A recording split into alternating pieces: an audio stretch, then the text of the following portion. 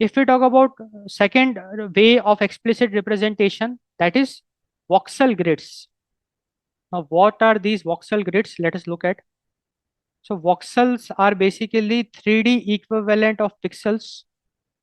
Like they are basically cubes, and these cubes are like 3D pixels. So in voxel grids, we make use of 3D pixels that are cube. So we divide the space into small cubes. So voxel grid means 3D space, we divide it into small cubes, and we fill that cube with the color and with the intensity to generate a scene in the 3D space.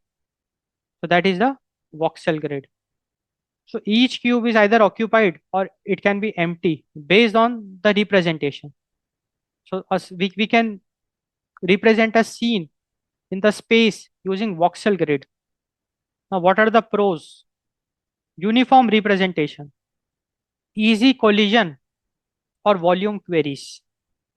And what are the challenges?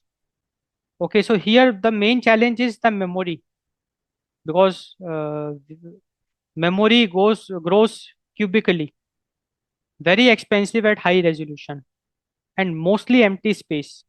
So voxel grid is a very good approach of representing 3D scenes, but it is like it needs lots of memory. As we keep on increasing the cubes, the memory will keep on increasing. It is very expensive at high resolution,